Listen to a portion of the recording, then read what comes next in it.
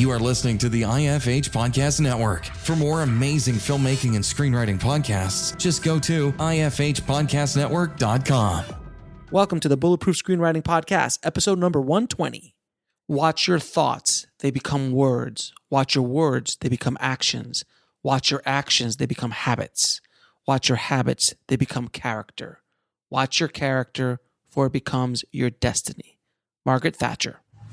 Broadcasting from a dark, windowless room in Hollywood when we really should be working on that next draft. It's the Bulletproof Screenwriting Podcast, showing you the craft and business of screenwriting while teaching you how to make your screenplay bulletproof. And here's your host, Alex Ferrari. Welcome to another episode of the Bulletproof Screenwriting Podcast. I am your humble host, Alex Ferrari. Now, today's show is sponsored by Bulletproof Script Coverage.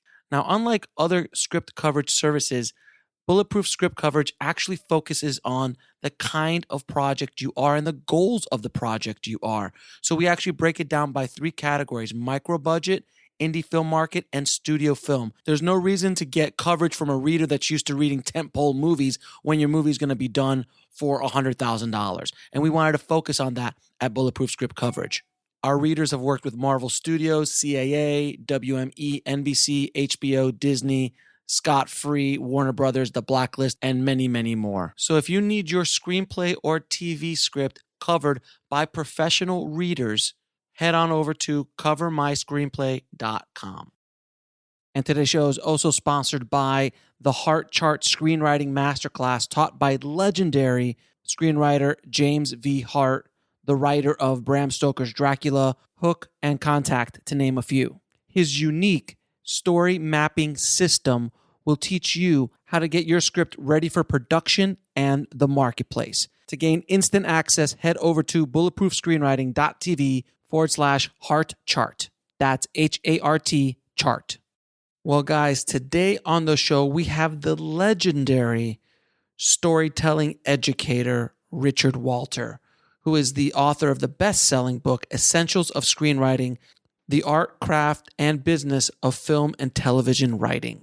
The amazing thing about Richard is he has been the instructor of some of the most amazing screenwriters in Hollywood history.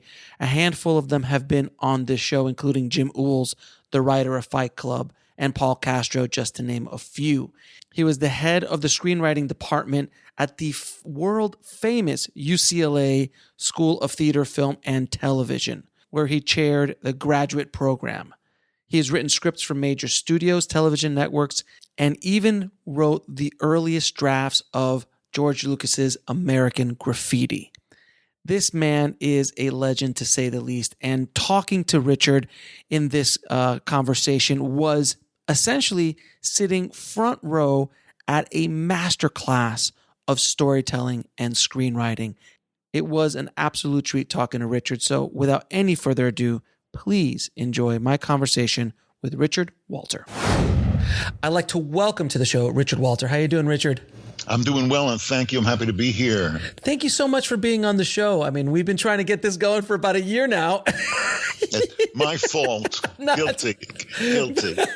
But I've always wanted to have you on the show because a lot of my former guests have been your students, like Jim Uhls was your student. I think Paul Castro as well, and a bunch of, I mean, it's amazing. I mean, the list goes on and on of your ex-students. Yes, Paul was my teaching assistant, and I also brought him in to teach from time to time after he had graduated. Yeah, exactly. I am blessed in crossing paths with artists like that. I consider myself very, very fortunate. Yeah, exactly. So I've always heard about you through my other guests. And then when I did research on you, I'm like, I got to get Richard on the show. And we just, one thing led to another, my schedule, your schedule, technology, but we're here now and we're going to get into one more thing about the students. My dad, rest his soul, was a musician and quite a successful musician, a bass player, primarily in the classical repertoire, but also jazz and pop. And he was primarily a performing player. But he also was the bass department at Juilliard, the world-class music conservatory. And he used to say, if he was working with musicians of limited talent, that'd be okay. You're still reaching, you're still working with people who are trying to be creative, who are reaching and stretching and taking risks, with their lives. And that would be an expansive, even though they're not going to, become successful professional musicians, being supporting creativity in that way is an affirming, expansive experience for the instruction, but more better, he used to say. If you're going to teach artists, you might as well teach the best artists in the world, and that's what we have at Juilliard. He would tell me, and that's what we had at UCLA when I was there, and I'm sure we still do. And it is a blessing to work with writers of such skill as the two names you just mentioned, who've been guests on your own show, Paul Castro and Jim Uhls. Paul, by the way, made a film that was produced by another student who was in the class, Richard P. Lewis. But we butt heads with these students. They compete with us, they challenge us, and they keep us fresh. They keep us from getting into the kinds of ruts and grooves that you can get into in a freelance community like the screenwriting community in Hollywood. So I am the lucky guy in that equation. Yeah, and you used to chair and obviously teach at UCLA's famed screenwriting program. I was hearing about it. I think even from, Coppola went to UCLA. So, even back then, there's USC and UCLA and NYU, but UCLA screenwriting, it was unparalleled. Yes, I am myself a Trojan too. I went to film school at USC in the 60s. George Lucas was my classmate. We call that the Lucas era, but I'm told George calls it the Walter era. Just joking. I like to say we were the first class to move on from the academic community to own Hollywood, except for George, who owns Marin County. Pretty much. I've been there. I've been to Marin County. He does own it. It's funny. The ranch is on Lucas Valley Road, but that was Lucas Valley Road 100 years earlier. You can't make this stuff up. When they were looking for property, from what I saw, they were like, which ones should we pick? And George's like, well, I think we should pick the one on Lucas Valley Road. Yeah. But in any event, yes, there are, I think, three major film schools, and it's UCLA, USC, and NYU. People at AFI will argue with me. I think AFI is a great institution. Some people say Columbia, Sure. But yes, in screenwriting, UCLA was number one. Not according just to me. It's self-serving of me to say that. Sure. But, the New York Times, the LA Times, the Times of London, and those are just the Timeses.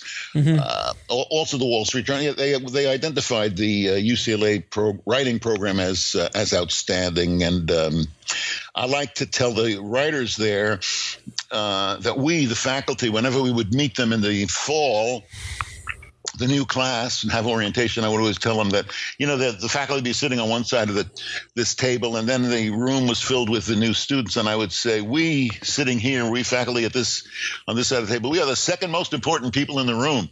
The most important people in the room are the writers. We can't be better than our writers. We rely on them, not just predominantly or largely or to some extent, but completely and totally 100% to make and sustain our reputation. So the first challenge in a screenwriting program is getting the writers. We can supply all sorts of things, but you got to bring your own talent. And that's one thing that I always tell people is like, talent is great, but it's not enough. It's never enough, because there's I've known a lot. I'm sure you've met a lot of talented writers out there. I've known a lot of talented people, but talent without hustle, talent without work ethic, it's useless. Just like I said about the students, the faculty being the second most important people in the room, talent is the second most important quality that you have to have if you're going to succeed as a writer. The first thing you got to have is discipline, and what is discipline? I'm not sure what discipline is, but here's the measure of discipline. My $13 Casio. I heard this guy. They jumped in. They stole this guy's $500,000 watch from a restaurant in Beverly Hills. I don't think anybody's coming after my $13 Amazon, delivered by Amazon for $13. Yeah. But the point is, it's how much time will you give to this? Right. How much time will you give to this script? How much time will you give to this career? People don't quit. People don't fail in Hollywood. They sort of just drift away. It's a question of staying in the game. I recommend everybody that you be as lucky as you can. And that seems you're laughing, and it is a kind of a joke, but it's only a kind of a joke because the truth is you can affect your luck. And how can you do that? By staying at the table. If you're around the table at poker, everybody gets the same cards over the night. Come on.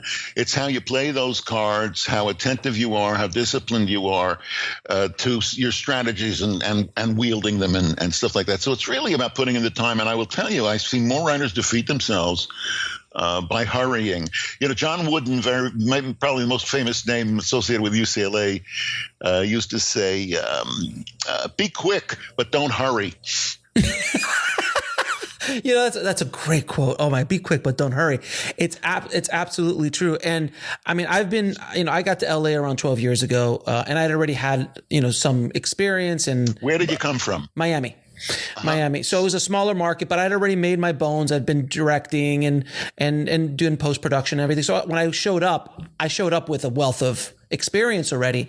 But the first year here, I learned more than the past 5 there because of the caliber of people I was working with here. And I've been here now over 12 years. And it is something that you do, like being here, you just get opportunities that you just wouldn't get elsewhere. Now I don't want to get too deep into the weeds on this, but before you had to be here all the time. Mm-hmm. Like there was no other options really. If you were in New York, you could be New York maybe, but not really. LA was the place to be. Go on. But now LA, you don't have to be here. You could maybe go to Atlanta. You maybe could go to other areas of the US and also of the world. But LA is always going to be LA in one way, shape, or form, but you don't have to do it as much as you used to. Yeah, no, Los Angeles is the world's most creative community in all platforms, in all formats, in all media.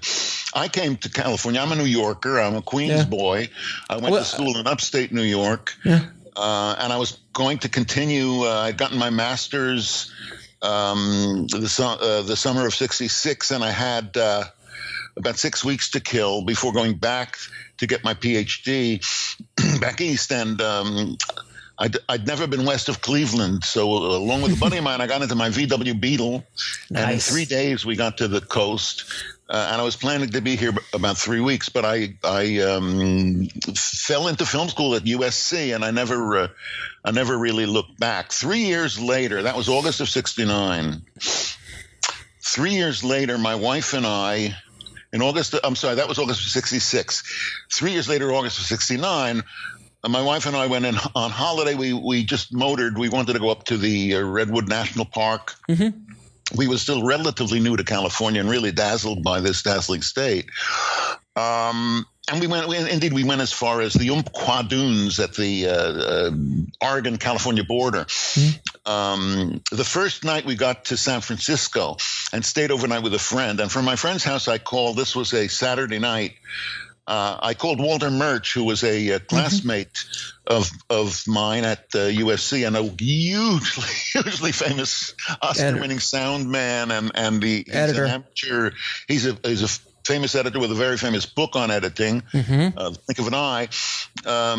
He's also, this is a little less known to the film people, but he's also an amateur astrophysicist. An amateur in that context is not a pejorative. It means he's not formally trained, but he's known all around the world for theories that he has regarding orbits of planets around suns, for example. And this guy is just a giant. He lived at that time on a houseboat with his wife, just off the shoreline at Sausalito in the Bay Area. just the other side of the Golden Gate Bridge. And the previous time that we'd been up to San Francisco, we had a lot of friends there, and we used to go up there a lot. We'd had a big party on Walter's boat.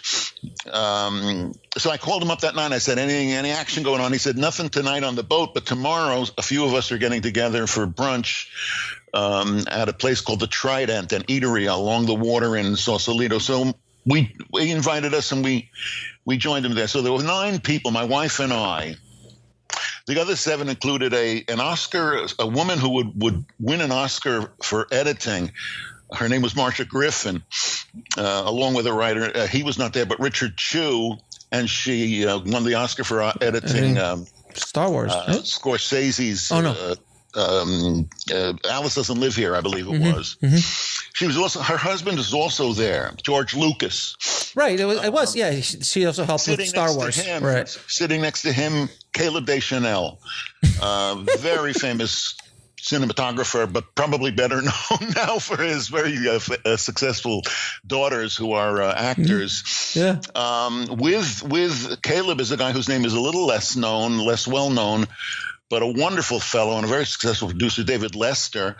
He produced most of Ron Shelton's movies, Bull Durham and so on, did a lot of line work, wonderful guy. So there's Marcia Griffin, George Lucas, Caleb Deschanel, and David Lester. Also Walter Merchant, his wife Aggie.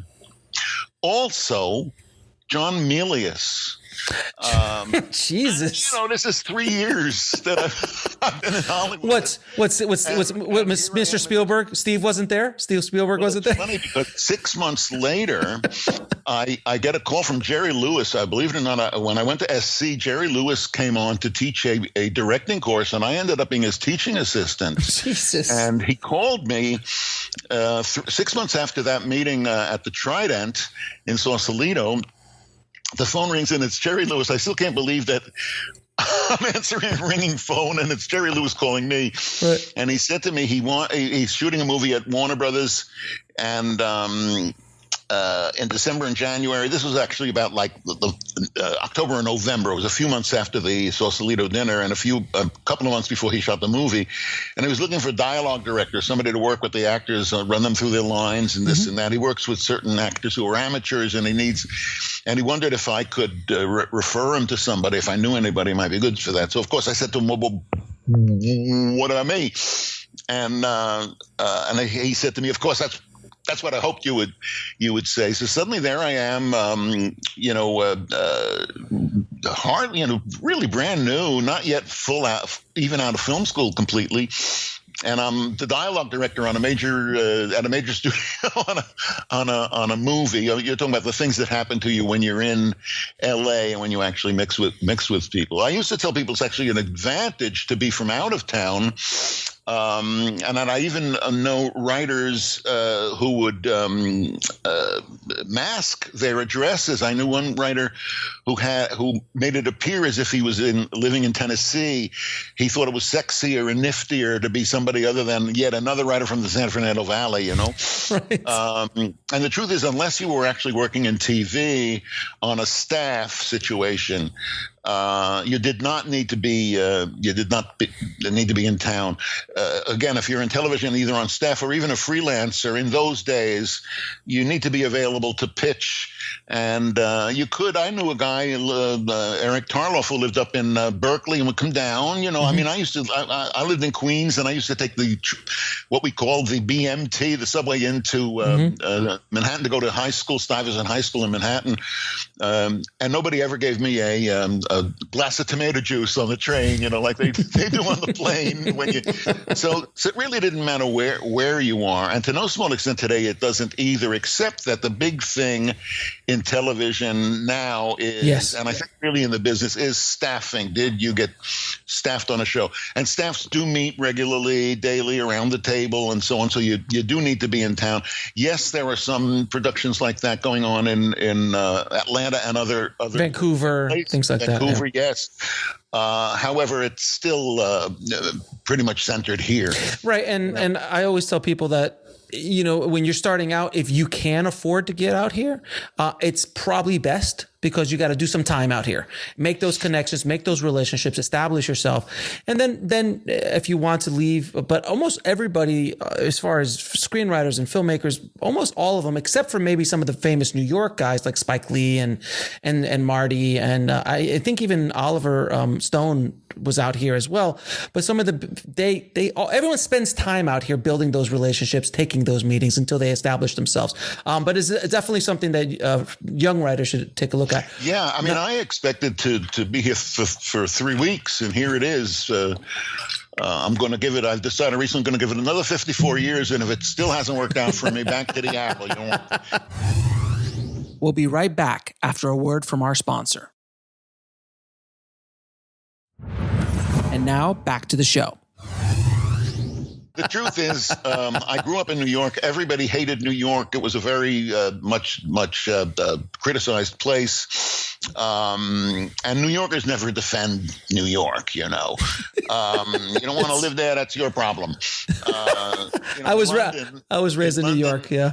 Somebody, tells a story to a Londoner that maybe they're something happened to them that was untoward, and they'll say, "Oh, so sorry about that. That's most unusual, you know. Sorry, you know."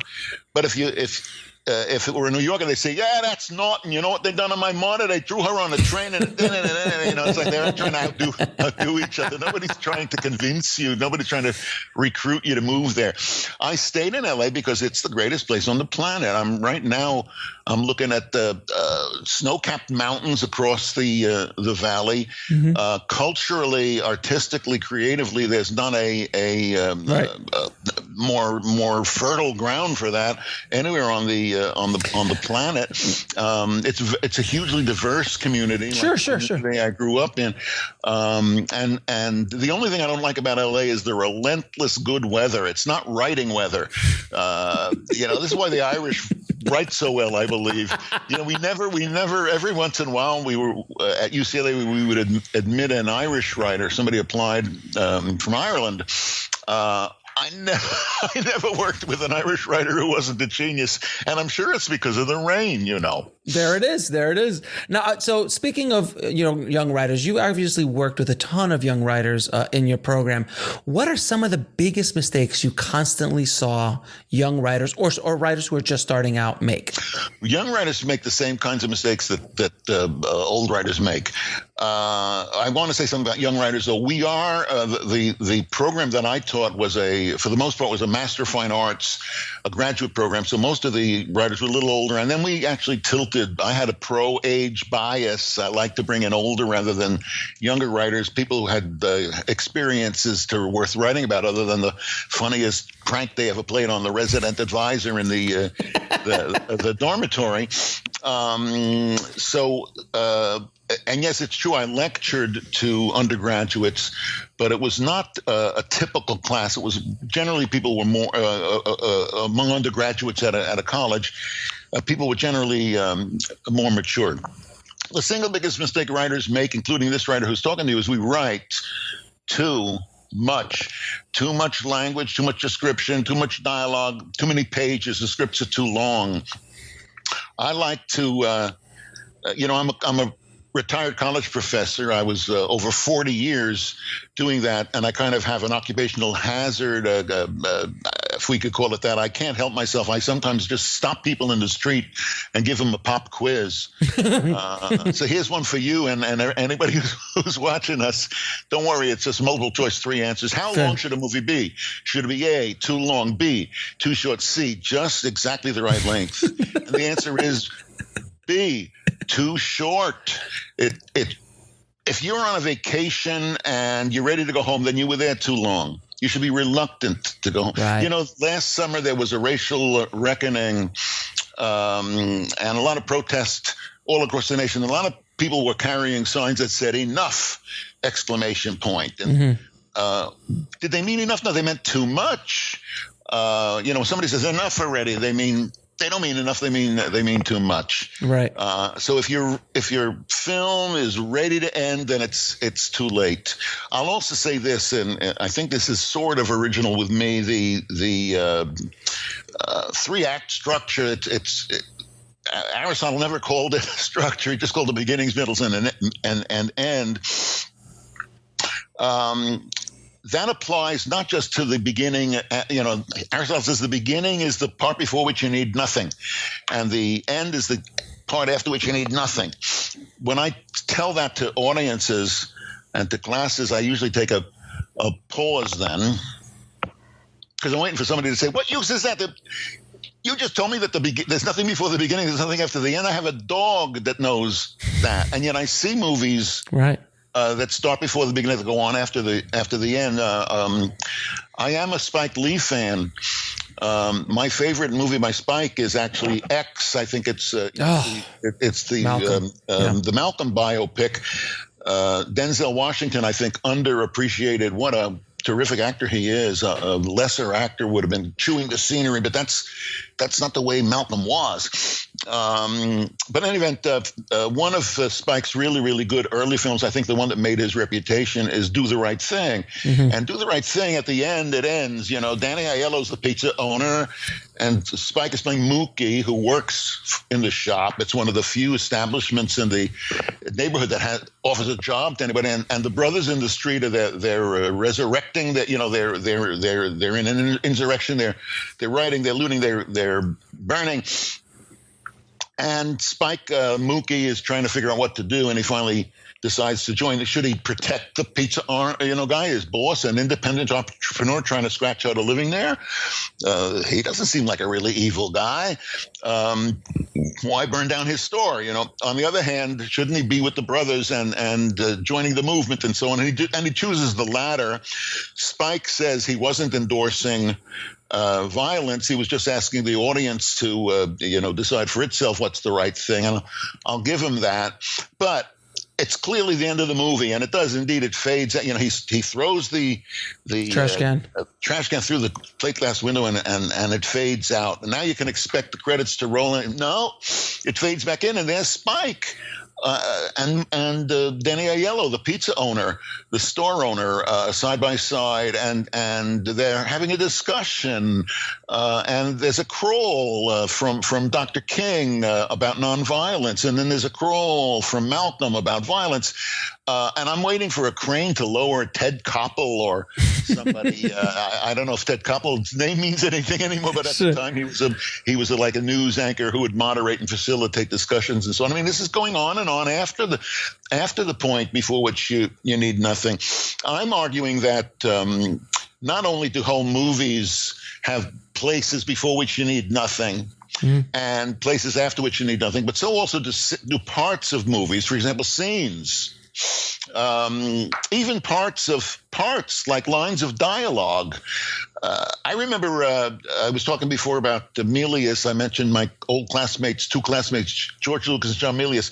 John, as he became very successful, went to direct. I think it was his first movie, and it was the first movie that he was going to direct. He had written some very successful movies, but he wanted to direct. And so he was directing Dillinger, a movie called Dillinger, starring Warren Oates.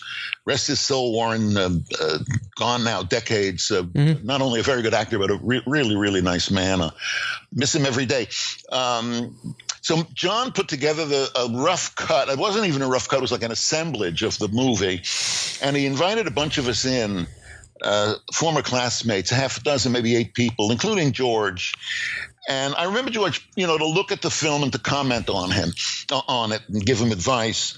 And I remember George saying, "John, you don't need to show the car pulling up, turning off the, hand turning off the ignition, getting out, walking across, you can jump around, you can move around in ways that maybe in the earlier days you could not. Audiences are more savvy now. They're hipper to these literate. They're more literate. Yeah, they are more cinema literate. Although I hate to use the word cinema. Let's call it movie literate. And likewise, that applies even to lines of dialogue. Any line of dialogue that starts with or I've been thinking, or I think, or it seems to me, that's before the beginning, or at the end of a line, a character might say a line and say, and I really mean that, Right. Now, people say to me, and I'm always saying, no, that's after the end. That is after the point after which you need nothing. By the way, the test for that is very easy. You just imagine it's not there. If it still makes sense, you didn't need it. If it all goes to hell, then you needed it. It's just so easy to know what to do. It's hard to do it because of the reason we said earlier. It takes a bunch of time to do that. So once again, so people will say to me when I'm telling you, you got ers, you got vocalized pauses, I mean, or I'm thinking, all of those kinds of things. I'm like, the way people talk to this plague on the language, I'm like, so I'm like, and he's like, and I'm like, and he's like. So somebody will say, and I'll tell people, no. Get rid of that. And you can guess what they say to me. They say, but that's the way people really talk. Mm-hmm. Well, is it the way people really talk? Absolutely, yes, it is. Mm-hmm. So what's wrong with that? Well, two things are wrong with that. The second thing first. The second thing that's wrong with that is you don't need to go to the movies to hear the way people really talk. You just go out in the street. No one talks like Tarantino's characters. Nobody. I mentioned Jerry Lewis. If you say, "Hey, hi, how you doing?" Most, "Oh, pretty good." I am now taking walks. We've been in lockdown for a year. I can't tell you. For a retired professor, the question is, how does he know the difference? For a writer, it's a terrific excuse not to go swimming. I'm a swimmer. Not to go to physical therapy. I go to physical therapy. I have arthritic issues. I'm just, kind of liking, actually liking the isolation and so on. But I mentioned Jerry Lewis. If you asked when I take walks around the neighborhood and I see people, "Hey, hi, how are you? Nice to see you." And "Oh yeah, oh hi," kind of masked and distanced, and everybody kind of greeting each other. If you say that to Jerry Lewis, if you say, "Hey, how you doing?" He said, "Well, I have a rash on my crotch." And the truth is that you do not need to go to the theater to pay that for that. Second of all, but first of all, the way people really speak violates the single most fundamental rule in all of it's the only rule we ever really had at UCLA. You can do anything you want as long as you don't violate this rule. And I can say the rule in 3 words. Ready? Here it is. Don't be boring. And the way people really speak is boring. Hey, how you doing? Oh, no. Boy, you believe it's really clouded. Thank God it has been so dry here. And we've had a number of blah, blah, yakka, cha. Every single line of dialogue that any character speaks in a line has to, in a screenplay, has to move the story forward. It's just as simple as that. Again, very easy to understand. The question is, why doesn't everybody do this? And the answer is they just will not give it the time. Somebody said to me the other day, I gave it to the agent 2 weeks ago. Not 2 weeks. 2 weeks is the blink of an eye, Somebody said to me the other day, this is my 4th rewrite. Well, one of the most, you mentioned the Jim Uhls, you mentioned Paul Castro. I certainly rejoice in being able to brag about having worked with a lot of really, really famous writers. Of course, I'm not bragging about me. I'm bragging about them. One of the most successful writers I've ever worked with is David Koepp. Yeah. Koepp. He's so famous now that people pronounce his name correctly. It's not Cope. It's Kep. And he says this, he's written at least 3 pictures for Steven, maybe 4. Mm-hmm. He wrote at least 2 of the Jurassic Parks.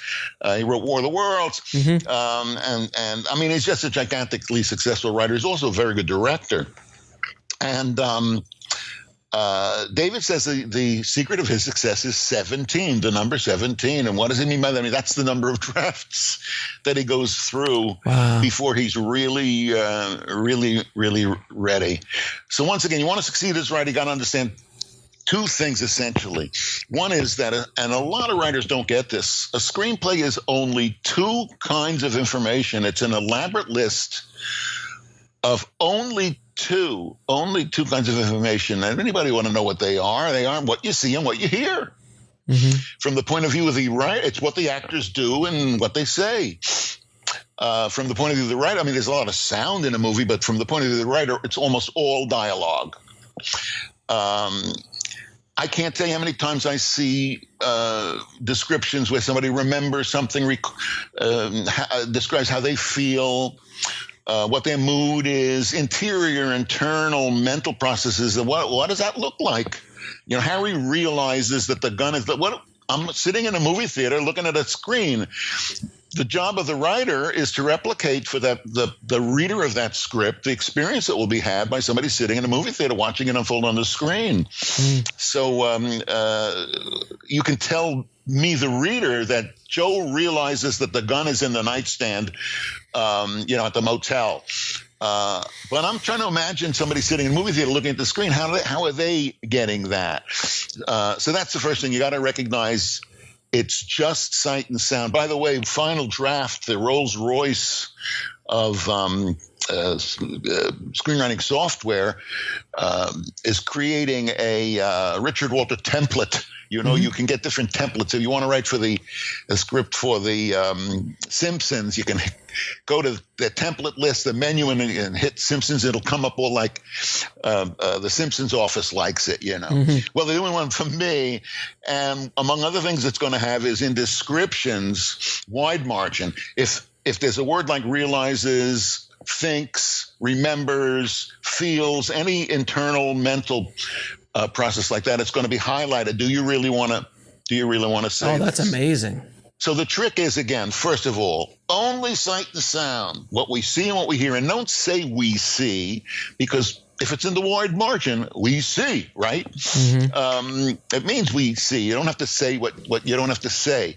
You don't have to repeat yourself. You don't have to repeat yourself. You don't have to repeat. People get annoyed if I say that 3 times, and yet I see repetition and scripts that go on much worse than that. So that's the first thing, sight, sound. And the next thing I've already said, palpably, measurably, whatever happens has to move the story forward. And that's it. If you'll do that, it doesn't matter what the script's about, so-called genre, doesn't matter what happens. As a matter of fact, you could even have nothing happen.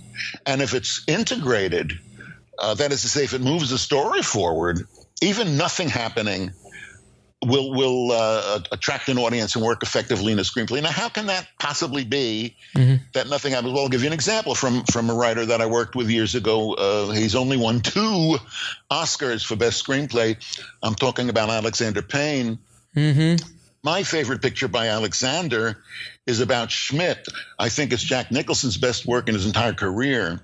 And the very opening of that picture, it's Omaha, office building. We're in an insurance office, and there's Jack Nicholson playing Schmidt, and he's sitting at the desk, and he's sitting stock still. He's not doing a thing, and he's all alone in there, and he's saying nothing to anybody on the phone or in person. There's nobody there.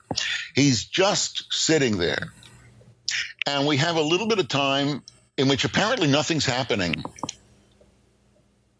I mean, if nothing happens for 3, 4, 5 seconds, that's a long time. Mm-hmm. And it's longer than that. But during that time, we are getting a look at the office. And we see that all the graphics are off the walls. We see that all the shelves are clear. We see that the desk is absolutely bare. We see in the corner of the office, stacked up very neatly, cartons, packages, boxes that obviously contain all of the stuff that used to be on the shelves and used to be on the walls and so on. And clearly, just looking at this, we see that this man is retiring. Mm-hmm. There's no motion in the scene except for one thing. There's a round clock with a sweep second hand, and that second hand is ticking off the seconds, and there's about 25 seconds to go until it hits 5 o'clock. It's just 25 seconds before 5 o'clock, and he just sits there, and then when it hits 5 o'clock, he just gets up and walks out of the room, and that's the whole scene. So it's kind of a scene in which nothing happens. But wow, how much information do you get in that scene with supposedly nothing happen? Right. You realize this is an insurance guy. This guy is his last day. He's retiring. Maybe he's a stickler for detail. Nobody would have cared if he left 3 minutes earlier. Matter of fact, it's his last day. He probably could have left before lunch, Mm-hmm. So did he stay there because he's methodical and punctual?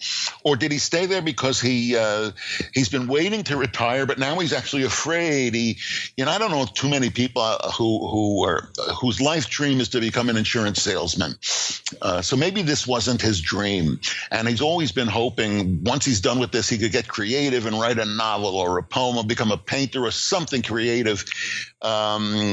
His excuse for not doing that was he had the job. Now suddenly he's about to not have the job and really have to take responsibility for not being creative or being creative as he may be. It's a really great character issue. We'll be right back after a word from our sponsor. And now back to the show. And we're not sure about that we as the audience wonder about that is testimony not to the weakness but the strength of the writer, Alexander Payne, in that scene. So you can see how with absolutely nothing happening, the story is driven forward. Well, let me ask. And you can do whatever you like. All rules are off if it's integrated, if it moves the story. Now, let me ask you. When I always love asking this question is, would you recommend starting with character or with plot? Because I know a lot of there's two different camps here, so I would love to hear your point of view. Well, people ask me all the time, what do you think is more important, character or plot? And I answer them with a question. What do you think what's more important to you? That people say, Richie, what's more important to you, character or plot? And I'll say to them, what's more important to you, your heart or your lungs? You can't talk about character and plot as if they're separate things. The richest character in all of English language, arguably world dramatic literature, is Hamlet, arguably. I mean, certainly he's way up there. There are libraries full of volumes analyzing just his character, not in detail, just that one aspect of the play, his character. Is he mad or does he feign madness and this and that and the other thing? Do you remember? Have you read the play? Do you remember the description, the playwright's description of Hamlet? It's 3 words: Prince of Denmark. There's nothing about melancholy. So who is this guy? And the answer is he is what he does and what he says. Just like you, just like me, like everybody who's listening. It is there's a wonderful book, very underappreciated, very little known, by a writer named Millard Kaufman, called Plots and Characters. And by the way, it's plots first. Aristotle also puts plot, story in front of character. I think it's a mistake to put them in sequence at all. I think they all operate together. When for example, when I was going to say about Millard's book, this is one of the wisest things I've ever heard. It really tells you all about dramatic writing, but also about life. And here it is, again, not original with me. It is action that defines character and not the other way around. I'm going to say it again. Action defines character, not the other way around. What does this mean in practical terms for a writer? It means you should not figure out in advance who your characters are and what kinds of people they are.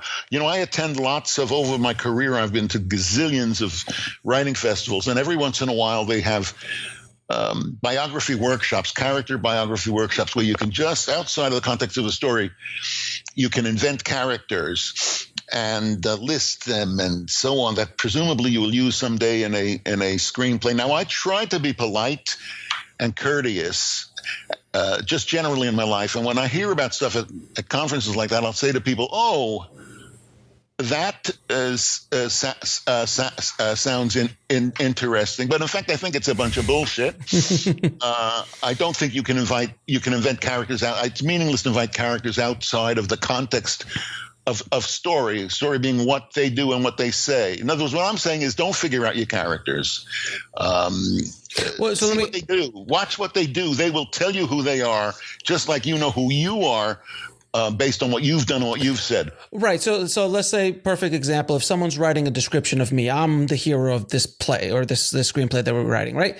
And it goes, Alex wears a hustle hat, is mid-40s, ruggedly handsome, obviously. Good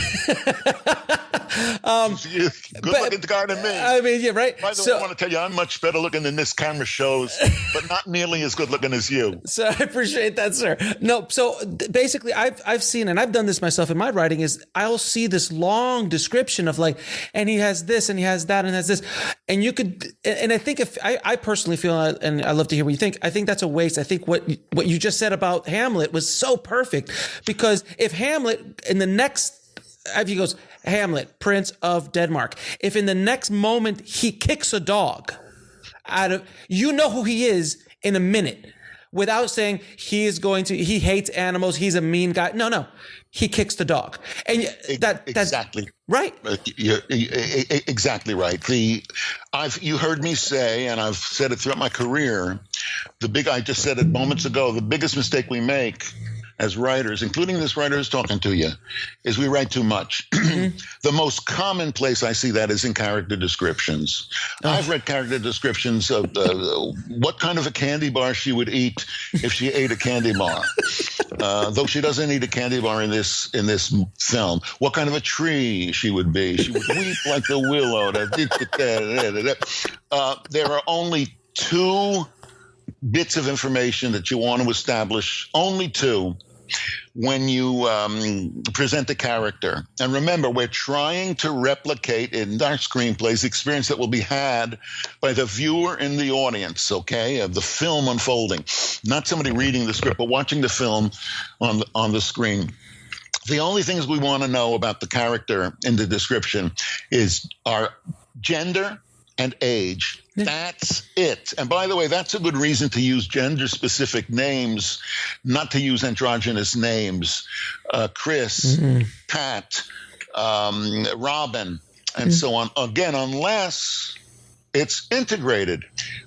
Integration, moving the story forward, will tell you what you need and what you don't need. For example, there is a famous character, Pat. Androgynous, Saturday Night Live. Legendarily created by Julia Sweeney on SNL, and she does a bit called It's Pat, and they made it into a feature movie. It's Pat. Well, imagine that they said it's Patrick. Or it's Patricia. It would have ruined the whole thing. We needed the androgynous name there because the whole point is androgyny. Right. Now, imagine, I have a friend who is a woman but used to be a man. She is a trans, and I mean the whole hog. She has had what they call gender reassignment surgery. Sure. Now, if you met her, you wouldn't know that. I know that because she's an old friend of mine. But if you were presenting her in a movie, you should give her she's going to present as a woman in the movie. You got to give her a woman's name, a name that's clearly a feminine name. If it'll be clear enough on the screen, oh, that's a pretty young woman, which is what you would think of this woman if you met her in the street or you saw her on the screen. But on the in real life and on the screen, you can see, oh, that's a woman. But from the name on the page, you can't tell that unless it's a gender-specific name. So specifically in that case, I think a mistake a writer would make is like this trans woman Pat, that would be the description, which was an absolute mistake because absolutely it would be like telling the punchline to a joke. Right, exactly. So as you're reading the screenplay, if you're watching it on the movie, if you just use that analogy, which is so perfect, if you're looking on the movie, unless someone says something or is specific, if that's presented as a woman, that character is presented as a woman, it's a woman, and as long as it looks like it's fine. If there's a reveal later, I mean, the Crying Game obviously is that great reveal, but the whole movie's that's kind of part of the Crying Game. But go ahead. But there's an actual movie. It's a good example. You might have seen it. It was pretty well known. It must be 25 years ago. The Crying Game. Yeah, that's what I just said. In which this one character appears to be female. Mm-hmm. A very important, very central character in the narrative. But midway through the movie, suddenly, and it's a major turning point in the movie, it is revealed that this is actually biologically a man. Imagine if at the beginning, when you introduce her as a woman, you put parenthetically, by the way, she's really a man. We'll find out later she's a man. Well, that's like opening a joke by telling the punchline, right? And then telling the joke. Once again, you want to reveal the information in the same way the audience is going to get it. And that is limiting. It limits you to the ever-present, numbing present tense. You can't say what happened, what will happen, and you can say that in a novel. And you can't say what anybody's thinking or how they're feeling. But as you can in a novel, you've got to stick to just sight and sound, and you have to reveal the information to the reader at the same time as it will be revealed to the viewer sitting in the audience watching the movie on the screen. So and that's so great, and I've never really thought about it the way you've presented it, which is like it's literally the screenplay is the representation of what you're going to see on the screen, which is on face level. Everyone knows that, but yet, like you said, not everyone does that. So when the other problem I see a lot of times, and when I first sent my screenplays to get coverage years ago, I would get this note back on the nose dialogue.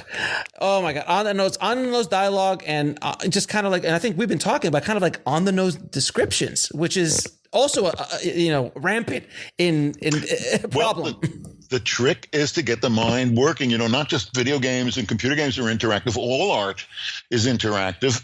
And the idea is to engage, like gears engage. You move this and it moves that. And the way you do that is not by putting out a lot of information, but by withholding a lot of information. I remember years and years ago. Well, it was around 1999, with the new millennium coming upon us. I was asked. It must have been a slow news day because the press came to me and they asked me. I have a fancy title and I'm good with sound bites, so I would, on slow news days, I would get asked things. And I was asked, what is a reporter called me up and said, the new millennium is coming, the decade is almost over. What was the best picture of the 90s? So for a moment, I thought to myself, let's see, what did I like? I'm not a buff. I don't see all the movies, but what had I seen in the 90s that was really, really good? And I think, what was movie? And was this the night? And suddenly it dawned on me. I had actually one of the single greatest insights that I've ever had in my life. In the midst of struggling to figure out what movies were in the 90s, what was best movie in the 90s, it occurred to me that in this entire universe, and they tell us that there are infinite number of parallel such universes. Mm-hmm. And it is so gigantic. In fact, since we started talking, it's already like 3 trillion times larger than 20 minutes ago. Right. There is not one thing in all of that vastness. There is not one item that is less important than what I think is the biggest movie in the 90s. It just doesn't matter what I say. I should stop working so hard. And I just blurted out, Terminator 2. Now, why did I choose Terminator 2? For a couple of reasons. For one thing, I'm a college professor. I'm a film professor. I'm a full tenured professor. They expect me to say, some Bulgarian tone poem. They don't expect me to choose a big Hollywood franchise, the second chapter. Right. So I'm trying to be a little outrageous, and so should you if you're writing a screenplay. I'm trying to be provocative. I'm trying to be interesting. Mm-hmm. if anybody said to me, "Oh, you're just trying to get attention," I would say, "You found me out." I mean, right. That's what every screenwriter is trying to do. But there's another reason that I chose Terminator 2. It's a really, really good movie. It's a good script too. I mean, Cameron. Well, it can't Cameron be a is good movie if it's not a good script. Right. It can be a good script and a bad movie. Yeah. But it can't be a good script, a bad script, and a good movie. More about that maybe a little later on. But if you remember, Terminator appears, he comes out of the sky, and if you've seen the movie, he just lands naked on the lawn in this, in the boonies out somewhere in a very rural area along a highway where there's a biker bar, a lot of choppers parked out in front. Mm-hmm. And he wanders in stark naked, looking around, and they're all looking at him. Like, looking, it's crowded, it's shoulder to shoulder with tough guys, the kinds of people that go to biker bars. And he's kind of gauging, you can see from his point of view, that he's measuring people. And now he sees one guy who fits him, who's exactly his size. And Arnold's a big guy, so this is a big guy, and it's a guy shooting pool. And he steps up to that guy, and he says to the guy, "Give me your clothes and your motorcycle." Mm-hmm. That's a pretty good Arnold. That was a fantastic car. I was going to say. Thank you. What does the guy say? Now, I'll tell you what he doesn't say. He doesn't say, "Are you out of your mind? You naked Austrian, you stumble in here and you think I'm going to give you my..." He doesn't say any of that. Does anybody remember what he says? I'll tell you what he says. I remember the line quite well. Again, Arnold, as Terminator, says to him, "Give me your clothes and your motorcycle." And what does he say? He says, "You forgot to say please." Right. Much, much better. And by the way, Arnold he gets ready to beat him with his pool cue. Arnold grabs his collar, just lifts him up in the air the way I could lift, this hat. He weighs about that much to Arnold. And by the way, here's what does not happen after that. What does not happen after that is they fight. He grabs his clothes. He puts the clothes on. He goes out and he takes them out. No. He grabs him. He lifts him off the ground. Suddenly, the very next frame, he's on the highway dressed in that guy's outfit, and he's shooting down the highway on the bike. After a slight fight scene. Yeah. Barely any fight at all. Yeah. And a lot of people, worse writers and worse directors than Jim Cameron would have had a big fight there. No, so huge. I'm talking about something like, "You're out of your mind." That's on the nose. I'm not going to give you my clothes. But you forgot to say please is subtext. It really means something else, doesn't it? All jokes work that way. Here's a quick joke. Maybe you heard it. The doctor says to his patient, "I got bad news and worse news." Patient says, "Well, give me the worst news first."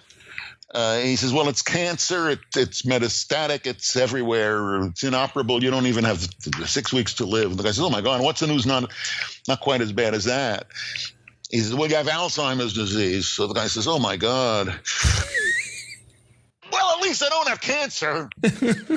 So now why do people laugh at, you're just getting it. It took me a second. To get it. But yeah, I got it. That's the point, is that there's nothing funny about cancer. I know people struggling with cancer. No, there's of nothing course. funny about why do we laugh at that? Because we're monsters? No, it's because we're human beings. And when we feel stress from text, something that we heard, and then we figure out what it is. Oh, I know what it means. There's a release of that stress, and it comes out as laughter. So once again, all jokes work that way. Every single joke. Here's another Alzheimer's joke. Elderly couple, they're walking down the street, they encounter this other couple. "Hey, we haven't seen you guys in a million years. What are you doing over here on this side of town?" "Well, we just had lunch at this restaurant. We read a review. It's a new restaurant. And we read a review. It sounded good. We wanted to try it out. And we did, and it's really very good." They said, "Oh, well, we were going to have lunch. Maybe we'll go there. What's the name of what's the restaurant?" A guy says, "Oh, it's called the this happens to me all the time. We were just there, and I can't." He turns to his wife. He says, do you, he says, help me with this. He says to the guy who's asking him about the restaurant, he says, help me with this. Flower, red, thorns. The guy says, rose. He says, oh, yes, of course, rose. That's what it is. And he turns to his wife and he says, Rose, do you remember the restaurant that, okay, once again, why do you laugh? Because you thought this and that. So that's what we want to go for. We don't want to be on the nose. We want to say what's underneath. And the best thing, if possible, the most articulate thing that you can say is nothing at all. I'm going to give you one more joke also about health. The two examples of the difference between being old and being young. Mm-hmm. And maybe a large part of the group that watches this is too young to get this, but difference between being old and being young. The first difference is when you're young, you go to the doctor sometimes, and when you're old, you go to the doctors. I mean, I am old enough now, and I go to if I'm going to send an email to one of my doctors, and on the email site, the health site that I belong to at UCLA, if I hit the little down arrow, if I say want to send a message to my doctor, then it'll say which doctor, and you hit the down arrow. The menu falls down with all the doctors that I have. I mean, it goes down through the bottom of the computer out onto the desk, the floor. So there's the first one. But here's the second one. Again, difference between being young and being old. The first one I already told you. Here's the second one. I already said when you're young, you go to the doctor. When you're old, you go to the doctors. Okay. Also, when you're young, you get sick and then you get better. See, now people are waiting, and they're waiting for the next. But you then filled they it in. It. Oh, yeah. Well, see, by not saying it, you've called them, you've drawn. Interesting. So no. That's interesting. In life, in business and in art, if you chase after people, they run away from you. Yeah. We'll be right back after a word from our sponsor. And now back to the show. If you want them to come for you, you got to withdraw. I'll bet you've seen The Devil Wears Prada. Mm-hmm. Of course. That magician that they call Meryl Streep. She won her third Oscar best performance for that role. She plays a very powerful woman, really, really powerful woman. She never raises her voice. Never. She never talks louder than this. That makes people lean forward, get engaged, listen closely. If she spoke like that might seem powerful, but it's not nearly as powerful as going the opposite direction. So that's what I'm always telling writers to do. Less description, less noise. The more you put out there, the less opportunity there is for the audience to engage. Now, what suggestions do you have for creating conflict within a scene? Well, I mean, it's funny. My old teacher, the legendary, long deceased Erwin R. Blacker, he taught George, he taught Milius, he taught a lot of people at SC. He used to say, where do you need conflict in a screenplay? He wanted everybody to answer in unison. And he also would say, before you answer, I want to tell you that it's a one-word answer. Where do you need conflict in a screenplay? And the answer was everywhere. Right? Everywhere. Everything should be a conflict. It doesn't have to be World War III and everybody battling each other, although that's okay too. But people should not be getting along. There should be dissonance and discomfort and so on. I'm hearing about now people. There's a new institute that wants to make it possible, wants to support filmmakers who want to make films that have positive social impact and uplift. Well, if you want to have positive social impact and uplift, you are doomed. You might have social impact, positive social impact, but not by trying to have it. One of those violent series that I've ever seen, and it's also, I think, one of the greatest works of genius in all of Western civilization, is Breaking Bad. I'm a big fan. Yeah, I'm a huge fan of Breaking. I've never seen anything better than Breaking Bad. Have I ever seen anything as good as that? Yes. The Sopranos, The Godfather. But I've never seen anything, including Shakespeare's plays and The Great Greeks. I think it's one of the great masterworks of dramatic literature, Breaking Bad. Now, I am somebody, and I don't want to get too political, but there has been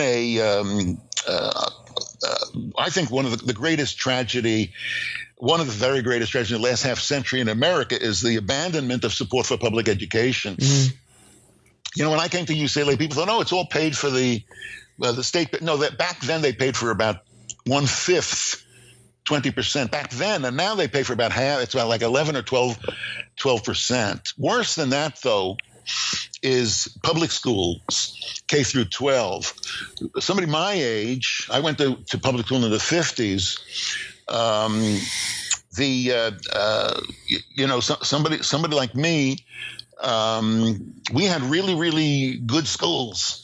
And in fact, my wife and I were married 53 years, it'll be 54 years in come June. That's pretty typical, by the way, I have to say, for my generation. Most of the people that I know, it's not all that unusual. I only mention it because we are college sweethearts. We went to a state university. We met in college, upstate New York, what is now called Binghamton University, Harper College, which is the undergraduate wing of Binghamton University. It's part of the State University of New York campus, and it's virtually free. When we went there, it was $400 a year. And by the way, if you got a Regents scholarship, and both of us did, and most everybody that we knew did, it was pretty easy to get a Regents. It was absolutely free. Wow. Now, Breaking Bad, what can that possibly have to do with Breaking Bad? And by the way, it's nice in movie narratives to have something that doesn't seem to be connected to anything, that suddenly gets connected. And I think in teaching, I try to do that as well. So I've been talking about the abandonment of public schools, and now I'm talking about Breaking Bad. Well, undergirding the whole series of Breaking Bad is this question: why does, in the United States of America, in Albuquerque, New Mexico, does a high school chemistry teacher get $43,000 a year and have to work at a car wash, and then when he gets a fatal diagnosis, has to become a drug dealer, a drug manufacturer and drug dealer, just to provide medical coverage for his family? So I think Gilligan and his writers, Vince Gilligan, I'm talking about, the creator of Breaking Bad, is contributing very, very palpably, very measurably, meaningfully to a very important political issue, but he's not trying to. Right. As soon as you try to do something, you will fail. I was thinking the other day about this. Imagine you're standing at the edge of a big field, big grassy field, acres and acres, and you have a baseball, and you throw it from the edge of that field just as far as you possibly can. You're a younger, more fit guy. You could probably throw a little further than I, but I bet we could both throw it about a block, let's say, maybe. Block and a half. So it lands. Imagine it lands, it bounces a few times, it stops bouncing, and it rolls, and it finally stops. Now you walk up to that, and before you pick it up, with a big fat piece of yellow chalk, let's say, you draw a circle around it, right? And now you pick up the ball, and what's there? There's a circle indicating exactly where it landed, right? Okay, now you go back to where you threw it previously and throw it again and make it land exactly there. Exactly there. You'll never do it. You do it 10,000 times. It's going to come close, right? But it's not likely ever to get right to that. So why not? You just did that without even trying. You were able to do that, and now you can't do it at all. Well, that's the answer. You were trying. As long as you're trying, you'll never succeed at it. And too many writers try too hard. They have not. Yeah, I was going to say they lost the ability, but I don't think it's an ability that you have that you lose. It's an ability that you have to acquire and have to find. The ability to stay open to the surprises, to be a little confused about what's happening in your screenplay. Yeah. Not to nail everything down, but to live with that dissonance and with that unknowing. It's so funny because, I mean, after now 450, probably like between all my podcasts, like 500 or 600 interviews I've done over the course of the last 5-6 years, I've talked to so many amazing people. I've noticed that, you hear of these mythical stories of, like, let's say, when Shane Black was selling or Joe Esterhaus was selling those scripts in the glory days. UCLA, but keep going. Yes, exactly. So all these kind of, mythical Tarantino, all these kind of guys who are these mythical kind of screenwriters, when they wrote, like when Quentin wrote True Romance, he didn't know it was going to be sold to Tony Scott and then turned into the movie. And when he wrote Reservoir Dogs, he didn't know it was going to be what it was. He wasn't trying for that. He was going to shoot a small independent film for 50 or 60 grand and get it done. It just so happened. And in my own career and in my own thing, I've tried to chase that thing. Like, this is going to do this for me. And you start going, it never, ever works out that way because life doesn't work that way. And you have to be open to the things. Like when I started this podcast, the screenwriting podcast specifically, I just kind of threw it out there and I wasn't expecting much from it. And then slowly but surely it built up steam. And then all of a sudden people like yourself and all these other amazing guests started showing up. And I'm like, but I didn't plan on it. Like, my goal is to get, when I started my very first episode, to get Richard on the show. Like, no, it just kind of happened and it kind of flows that way. And you have to be open to that. And when you're writing, I agree with you 110%. If you're writing with an outcome in mind, you're more than likely going to fail. Is that a fair statement? Yes. I will tell you I've had really, 3 phases in my development as a writer relative to story. And I do think story is what it's all about. Story encompasses everything else. Story is character. Story is mood, setting. All of those things, come out of this thing that we call story. I am a trained actor, and I'm a very experienced public speaker. Mm-hmm. Not only have I lectured thousands of times on campus and off campus, but I also had 15 minutes of fame. It was really 15 years. I was constantly on all of these talk shows. The O'Reilly Factor. I was like the unofficial House lib for Fox News. But I was also, I must have done 24 visits with Chris Matthews at MSNBC. Sure. Commenting on various kinds. And the reason I mention that is I can say things very convincingly, even if I don't believe them. And I'm going to say something now very much along the lines of what you just said, that I do not believe. What I'm about to say is a hoax. It's a lie. I don't believe it. I've just told you that. But people watching this, I'm going to say it so convincingly, so persuasively, it makes such sense. They're going to believe that it's true and that I believe it, even though I've just told you that I don't believe it. And here it is. If you want to succeed in a competitive enterprise, and there's nothing more competitive. I mean, what's more competitive than screenwriting? My God. Jesus. We're trafficking in our own imagination. We're selling our daydreams for money. What could be, better fun than that?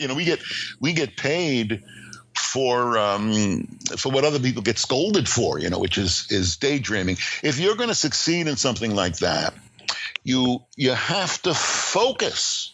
You can't be given over to distractions. You got to have a laser-like focus toward. Doesn't that make great sense? But remember, I told you it's bullshit. The fact of the matter is that your best bet is stumbling stupidly and blindly along and bumping into things from time to time, making yourself available to things that you love and you hang on to and you grab onto and you hold on to that thing, things that surprise you, things that you didn't anticipate. In your life narrative, remember, I came out here, I was going to go back that. Eventually, I thought maybe I'll be a lawyer or something like that. I just let circumstances unfold. And what I've discovered again is with that's the life narrative. And your story narrative, likewise, I used to think it was about there's a line of time, about an hour and 40 minutes. Most movies are too long. The narcissism of directors, they just won't get off the stage. Look at me. It's supposed to be invisible. It's supposed to, everybody knows it's a movie. It's supposed to hide that fact from them, not announce it, not proclaim it to them. Don't get me started now on what I call amateur chic, the new kind of directing with everything handheld and 360s, directors calling attention to themselves rather than trying to hide. The goals will limit you. They will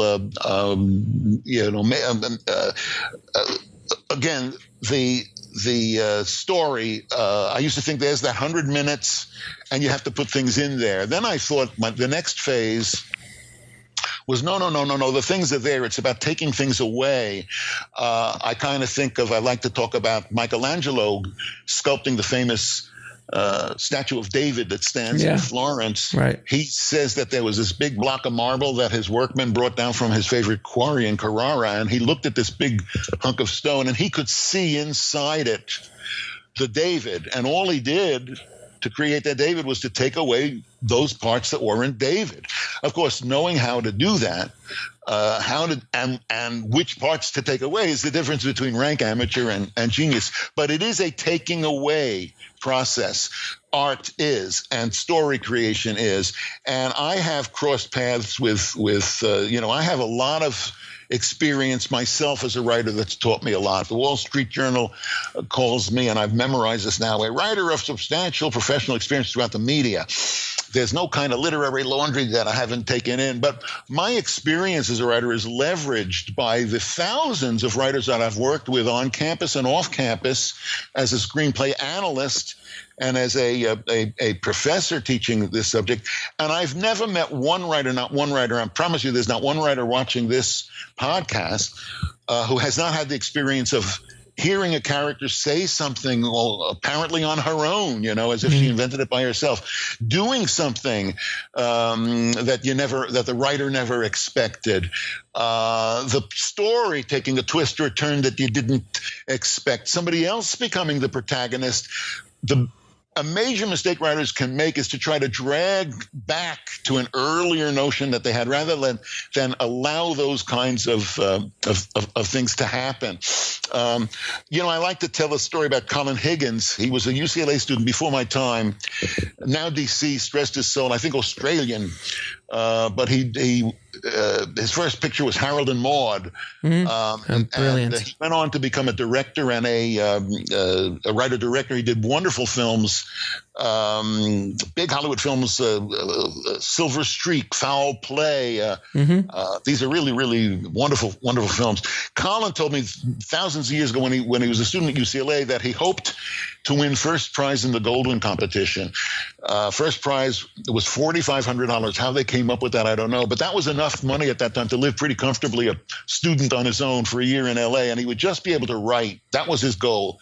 Win the Goldwyn, not have any day job, no distractions, just sit down and write. But he didn't win first prize. He only won second prize. And second prize was $2,500. So he knew he needed a day job.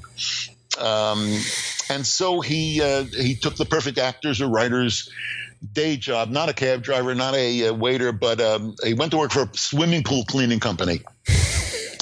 And the very first home he comes to clean is in the flats of Beverly Hills, very wealthy area where a lot of movie people live.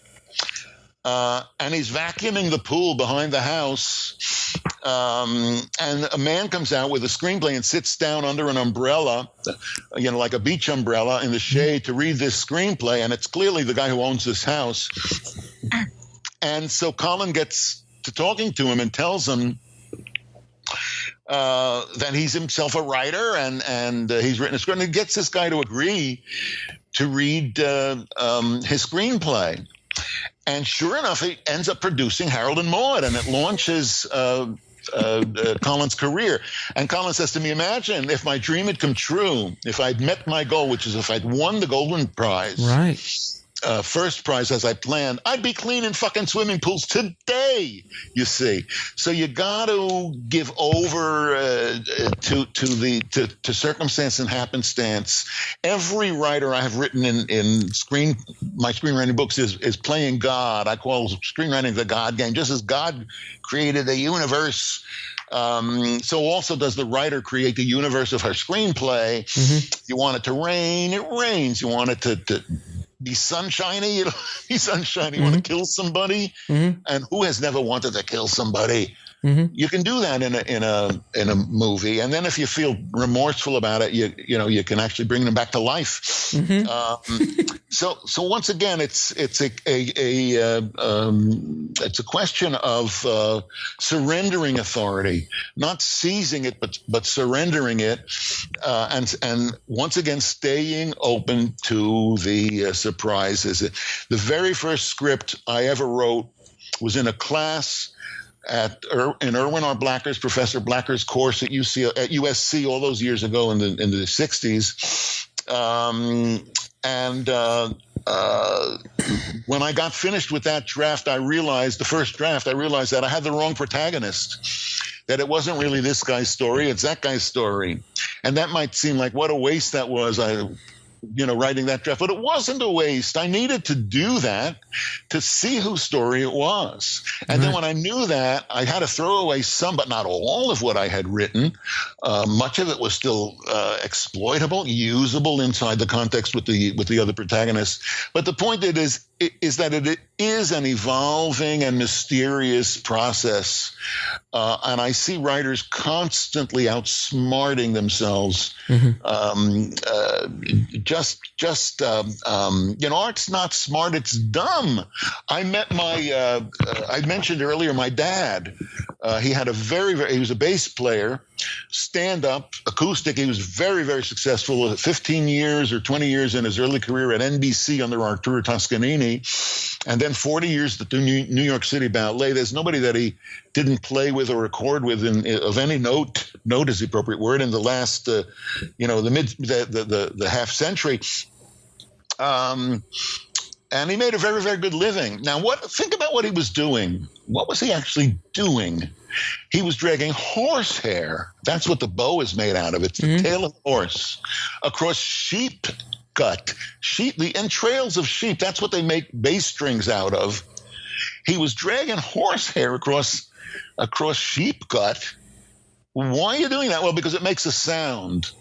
Well, I can believe it makes a sound. But he says, yeah, but it makes a sound that's so beautiful that people will actually stand in line in the snow or in the heat to pay $100 or $300, for the privilege of going into a chamber to hear the noise that somebody makes doing that. I mean, it sounds pretty crazy. We'll be right back after a word from our sponsor. And now back to the show. But it's not any crazier than writing for the screen. Imagine somebody comes up to you, a stranger comes up to you and says, excuse me, I'm a writer. I had a dream last night. I have to tell you, I had this dream. I must tell you this dream. May I tell you this dream that I had? And let's say you're such a generous person and so loving and so kind that you decide, all right, tell me your dream. Imagine if that person said to you, thank you very much, I'll tell you the dream, but first, there are two issues we have to address. One is you have to be prepared to spend it's going to take me 100 minutes, an hour and 40 minutes to tell you this dream. Whoa, wait a minute. I wasn't doing that kind. And what's the other requirement? The other requirement is I need $15 right now, or whatever else whatever the price is at a movie theater. Right. But you would figure that crank up the lithium on this guy's drip. He's mad, I'm going to stand here for an hour and 40 minutes and pay him for the privilege of him. And yet that is just insanity. And yet it's what every writer is asking, the audience to do, asking scores, tens in George Lucas's world, hundreds of millions. I'll bet you 1 billion people on the planet have had some exposures to some aspect of the Star Wars. More than that. More than that. Oh yeah, easily. So it's pretty crazy. I'll tell you a quick story about that's been on my mind lately because I recently ran into the writer. In the early 80s, long time ago now, the big item in Hollywood was Beverly Hills Cop. It was a very successful picture, very good picture. And everybody's looking for Beverly Hills Cop. Now, at my class, the main class at UCLA, I used to lecture to hundreds of students from time to time, 1 hour a week. But the main class that I taught, every single quarter that I was there, we had 3 10-week quarters instead of the more traditional 2 semesters every academic year. So 3 times a year, I would have a 10-week seminar with 8 writers around the table. And at the first class, everybody would come, much more than 8 would come. We were trying to figure out who's going to be in the class. And everybody, I might get 35 people showing up, but everybody would quickly pitch the basic notion about what the script they wanted to write. This was a feature-length screenplay writing class. And there were no assigned readings, there were no tests, just one paper, and it was the professional quality feature-length screenplay. So what's the script going to be? And before we got started, I remember telling everybody that right now what everybody's looking for is cop action, cop buddy action melodramas like Beverly Hills Cop. That's what the agents are looking for. That's what everybody's writing all across town. That's what producers are seeking. Therefore, don't do that. It'll be one of 600 such scripts. I said, that's the smart thing to do, is to do that. Don't do the smart thing. Do the stupid thing. Nobody, I mentioned, nobody is buying Westerns. There hasn't been a Western. Write a Western. It'll be the only Western that's out there. So a student in the class did. He wrote a Western. I could walk you through it. I can't remember the names of my grandchildren. I can't remember where I parked my car, but I could walk you through this script that this writer wrote almost 40 years ago. That's how good it was. Right. And it was a funny Western.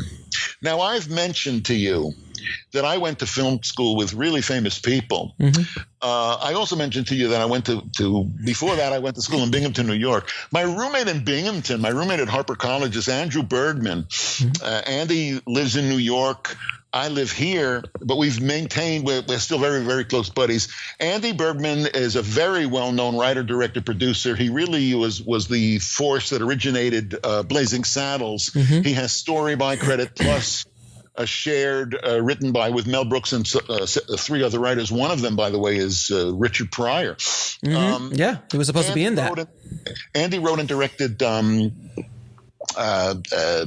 in Vegas, The Freshman. He wrote a lot of movies that he didn't direct. He directed some movies that he didn't write. Anyway, his claim to fame originally was Blazing Saddles. He formed his own production company. So when I read this script, and I'm still very close with Andy, he's in New York, I'm here, but we see each other a lot. He comes out here a lot. We talk to each other. I go to New York a lot. I have a lot of family there. I have a lot of business there. Mm-hmm. My representation is there. My publishers are there. I said to Andy, you like funny Westerns. You have a production company. I got a funny Western set. He read this writer's script, and he loved it. So he and his producing partner acquired it. Now, they only spent a very little bit of money just to option it for like a month. Some writers don't understand that if you're going to option your material, the shorter the option, the better for you. You've given away less. There's more pressure on the producer to produce. I heard 2 writers at the farmer's market at a breakfast. One was saying his option was 3 months. That is on. The other guy said, my option's a year, like he was pleased that his option was a year. That's like an old joke. There's a contest, and first prize is a week in Philadelphia, and second prize is 2 weeks in Philadelphia. If you follow what I'm saying about the options. In any event, during that month, this guy was shown around Hollywood, and at the end of the month, nobody bought the script. So the script, 100% of the rights returned to the writer, and he also kept the option money relatively trivial as it was. So all by itself, not such a bad deal. But it wasn't all by itself. In that month, he'd been shown around under the best circumstances in Hollywood, not by himself. They wouldn't have read him. Mm-hmm. Not by his agent. He didn't have an agent. But even if you have an agent, it's not as good as being shown around by a producer with a track record for making hit movies, wants to make your movie. Mm-hmm. So he was read not by underlings, but by the heads of all of the studios. Now, there's nothing wrong with being read by underlings. I actually think sometimes you're better off being read by underlings. They have to finish the script and they have to write a report on it. Also, I think sometimes you're better off with somebody who's trying to make her career as you're trying to make your career. You may become allies in that way. But there's also nothing wrong with being read by all of the presidents of the studios. So he went from being completely unknown to being very well known. And if that's all that came out of it, not so bad, but it's still not all that came out of it. Imagine you're at one company, it was Fox. They said, we don't want to make this movie, but we love this voice. And we think that this guy might be right. We have a problem script we have not been able to get an A-list Hollywood writer to get a handle on. And we want to give this guy a shot at it if he's willing. And so they hired him to do a rewrite. And since it was his first job ever, and it was just rewriting somebody else's whole script, all they paid him for that was $10,000 a week. Wow. Again, they said it would take 8 weeks. It went 10 weeks. Do the math. Jesus. It's still not all he got out of it. Imagine you're an unrepresented writer and a major studio wants to make a deal with you for $10K a week to do a rewrite assignment. Agents and lit managers will line up at your door, pleading with you for the privilege of representing them. How many writers are watching this who are hoping to find an agent? Here are agents trying to find this guy as a result of this stupid script that he wrote, the script that nobody would be interested in a Western. So he got he was able to pick and choose his management. He chose major representation, and he's had a career now for decades after. Who is this? Who is this? Jim Strain. Oh. The script is called actually Paradise Gulch. It is hilarious and meaningful. Jim, most recently last year, he had a series on the that was streaming involving. He wrote I think he wrote 4 out of 6 episodes of a limited series involving Dolly Parton. A very, very busy writer. I'm no longer at UCLA now. I'm 3 full years gone from Westwood, but I did hire Jim over the years to come in and teach. But you see how a script that didn't sell, nevertheless, open doors and launch a career. My own first script, which I wrote in Erwin R. Blacker's class in the mid to late 60s, I never sold that script, but I got major representation as a result of that. I got on staff. They still had staffs at Universal. I got assignments on the strength of that script at Warner Brothers and elsewhere. So once again, there's an example of what I was talking about earlier, focusing too narrowly. Don't focus on the sale of the script. Just tell a good story and think career-wise, think long-term-wise, and just sort of get out of your own way and see what happens. Now, Richard, we could keep talking for another 3 hours, I'm sure. So I'm gonna ask you a few questions, kind of rapid-fire questions that I ask all of my guests. What are 3 screenplays every screenwriter should read? Wow. Well, again, I like to say you should see the movies rather than read the screenplays. When you read the screenplays, you're often looking at shooting scripts that have angles and all kinds of that are not appropriate. Certainly, Citizen Kane. There's nothing more boring than a college professor, a film professor, telling you that the greatest movie ever made was Citizen Kane. But I really do sincerely believe that. Wow, what a terrific question that is. I think one of my favorite movies is Midnight Cowboy. Oh, my goodness, must be about 30 years already. Walter. I'm trying to. Now I'm blanking on the name of the writer of it. I have a book by him somewhere nearby. But that is I think that's a brilliant script and a good example of having people who are different from you, nevertheless, that you're able to identify with. And I'm going to go to what I said earlier. I think you should read all 65 hours of Breaking Bad. You wouldn't do bad to read The Sopranos. Once again, the beauty of you look at The Sopranos. Here I am, college for a university professor, and here's Tony Soprano, Jersey mob boss. There are no more people on the planet more different from one another than Tony and me. But when I look at Tony Soprano, I see me. I see a guy who has issues with his adolescent children, who has conflicts with his bride over one thing or another, who is upset with his mother about something, whose mother is upset with him. And so it's not about disconnection, but connection. You want to be able to see these people and identify with them, feel what they feel, even though they are so very different from you. So I hope I'm allowed to put streamers and cable in there. Sure.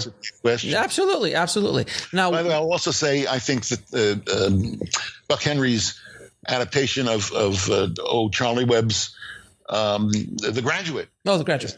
A fantastic script. Fantastic. What a well-written script that is. Now, what advice would you give a screenwriter trying to break in the business today?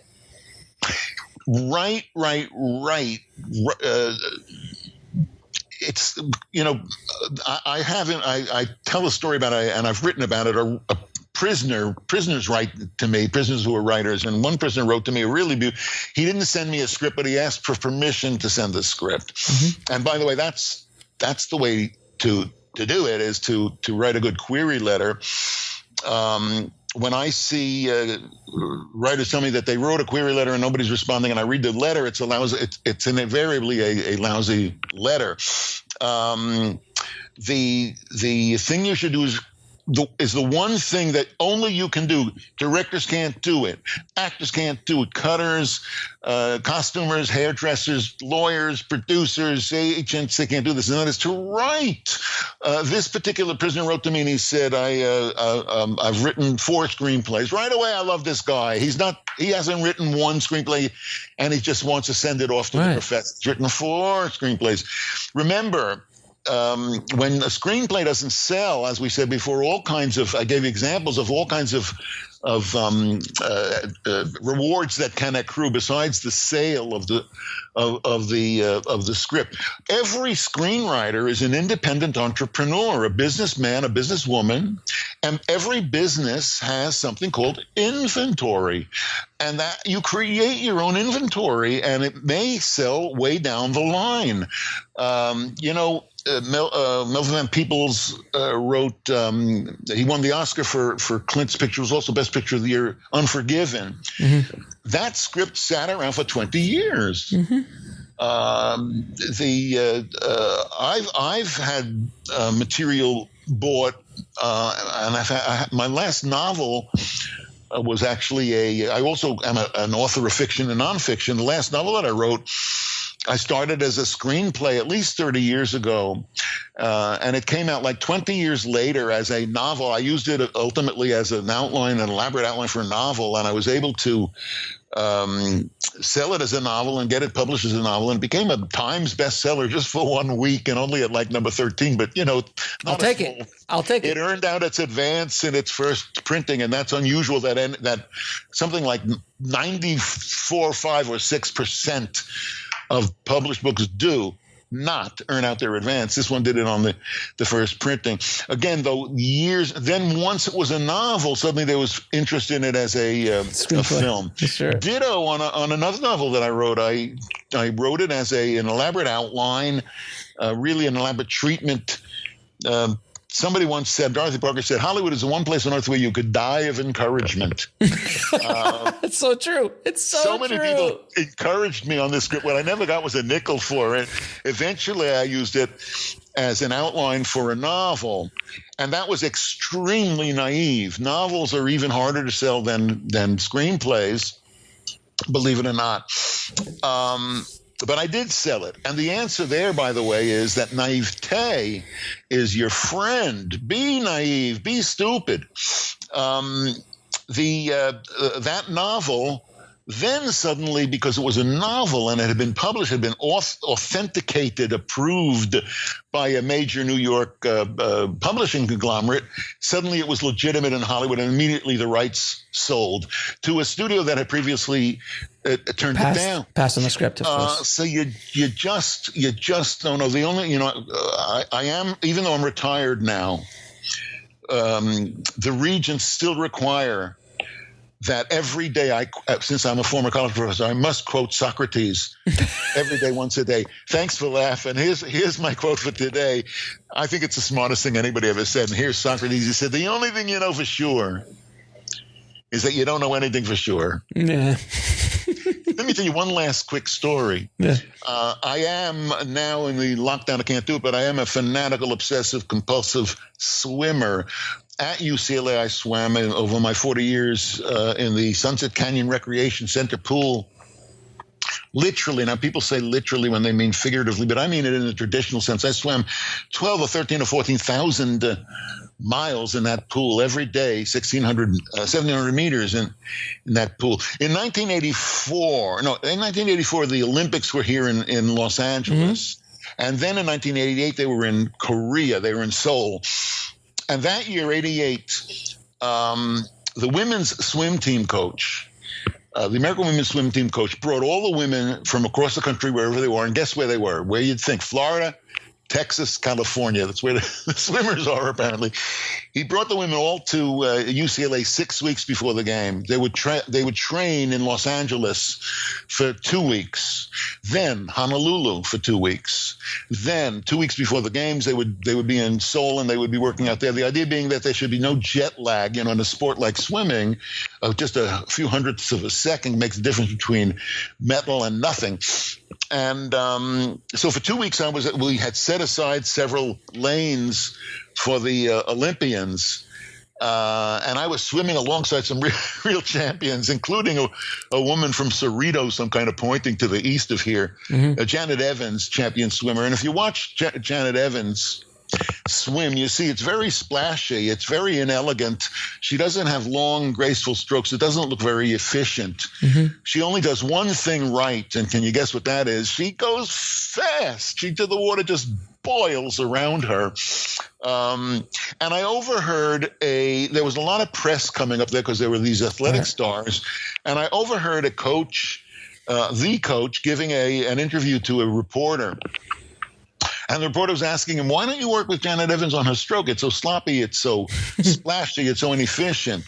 And the coach said something that I think is great advice for coaches giving advice to swimmers, but also parents giving advice to children, and arts educators like me giving advice to artists. And here's what he said to the reporter: "Why don't you work against the question? Why don't you help her with her stroke, improve her stroke?" And he said, being a coach, he said, half the job is showing the way, and the other half is getting out of the way. And I think too many writers get in our own way. We'll be right back after a word from our sponsor. And now back to the show. I have a little code. If you read my book, Essentials of Screenwriting, the middle section, the big section is called Notes on Notes. Mm-hmm. And it has evolved over the years from my doing script analysis. I do a lot of script doctoring off campus, working with writers who want notes on their script. Some of them are actually, writers with deals at studios who are saying, "Hey, Richie, ask me the hard questions before the producer asks them." They can pay me a nice fee. They're getting, $500,000 or more.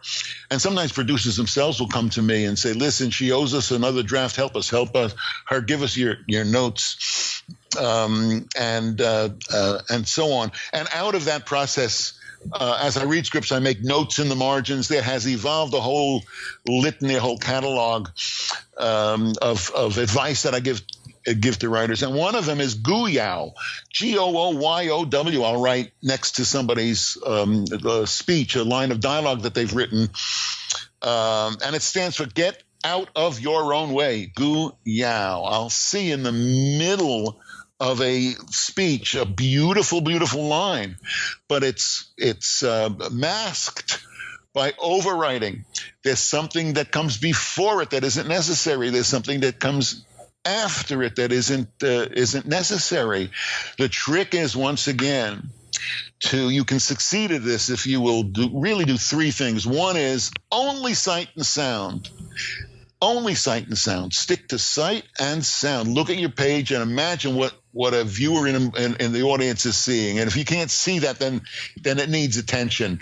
It's something else. The next thing is, as I already said, It's got every single site, and every site has to move the story forward.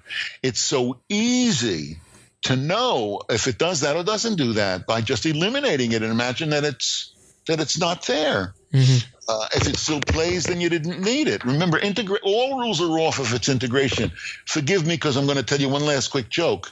A guy goes into a library. I should say before I tell you this, one of the things that I'm really against is parenthetical directions. I've seen scripts without one line that didn't have that did not have one single line without it. I've seen scripts, if you took out the parenthetical directions, you'd lose 8, even 12 pages, just parenthetical directions. So I'm against, Shakespeare never had melancholy, Hamlet, melancholy. Nevertheless, here's a joke. A guy walks into the library and he steps up at the desk and he says to the librarian, "I'll have a hamburger, a Coke, and an order of fries." So the librarian says to him, "Sir, this is a library." He says, "Oh, I'll have a hamburger, a Coke, and an order." Okay, you understand? Now, why do I tell you that joke? Because if that were dialogue in a screenplay, you would have to have the parenthetical, whispers or whispering. Right. If you took that out, well, I'll have a hamburger. Oh, and he says, "This is a library." And then you have the line again. It doesn't make it. You need the whispering. It all goes to hell without that. But that's exceptional. And if you confuse the exception for the rule, you're going to fall on your face every time. So less is more. You have to say less. We've been trained to write too much. We have to go against that. I once said to Sid Field, I miss him every day. He was a good pal of mine. Maturing as, and Sid agreed with me deeply. I said, maturing as a writer means not merely learning to throw stuff away, but learning to love to throw stuff away. Yeah, and it's not easy for sure. No. Now, where can people find your book and find out more about you? God bless us. Somebody was saying the other day, is Amazon a wonderful or a dreadful thing? And the answer is yes. Agreed 100%.